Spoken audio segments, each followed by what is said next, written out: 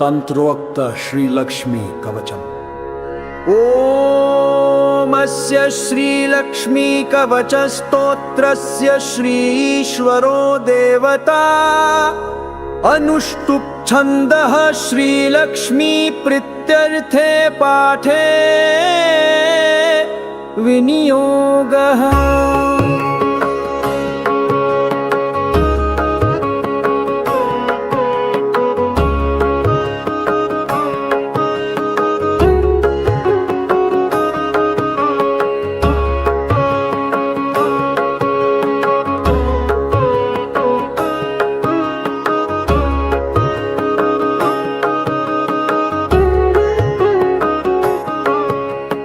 लक्ष्मी मे चाग्रतः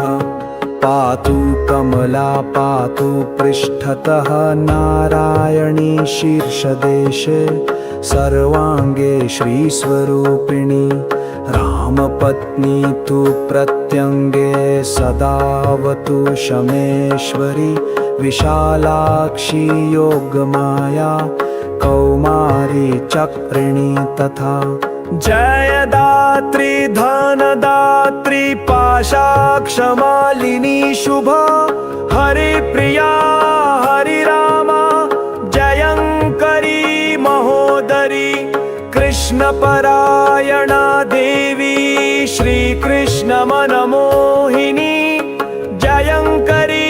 महारौद्री सिद्धिदात्री शुभंकरी सुखदा मोक्षदा देवी चित्रकूट निवासिनी भयं हरतु भक्तानां भवबन्धं विमुच्यतु कवचं तन्महापुण्यं यः पठेत् भक्तिसंयुतः त्रिसन्ध्यमेकसन्ध्यं वा मुच्यते सर्वसङ्कटात्। एतत् कवचस्य पठनं धनपुत्र विवर्धनं भीतिर्विनाशनं चैव त्रिषु लोकेषु कीर्तितं भूर्जपत्रे समालिख्य रोचना कुङ्कुमेन तु धारणात् गलदेशे च सर्वसिद्धिर्भविष्यति। अपुत्रो लभते पुत्र धनार्थी लभते धनं मोक्षार्थी मोक्षमाप्नोति कवचस्य प्रसादतः। गर्भिणी लभते पुत्रं बन्धा च गर्भिणी भवेत् धारयेद्यपि कण्ठे च अथवा वामबाहुके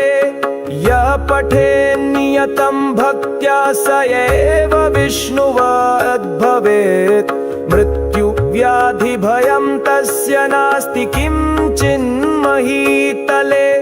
पठेद्वा पाठयेद्वापि शृणुयात् श्रावयेद्यदि सर्वपापविमुक्तस्तु लभते परमां गतिं संकटे विपदे घोरे तथा च गहने वने राजद्वारे च नौकायां तथा चरणमध्यतः पठनाधारणादस्य जयमाप्नोति निश्चितम् अपुत्रा च तथा वन्ध्या त्रिपक्षं शृणुयाद्यदि सुपुत्रं लभते सा तु दीर्घायुष्कं यशस्विनं शृणुयाद्य शुद्धबुद्ध्या 2 मासो विप्रवक्त्रतः सर्वान् कामानवाप्नोति सर्वबन्धाद् विमुच्यते मृतवत्सा जीववत्सा 3 मासं श्रवणं यदि रोगी रोगात् विमुच्येत पठनान्मासमध्यतः लिखित्वा भूर्जपत्रे च अथवा ताडपत्रके स्थापये नियतं गेहेनाग्निचौरभयं क्वचित् शृणुयाद्धारयेद्वापि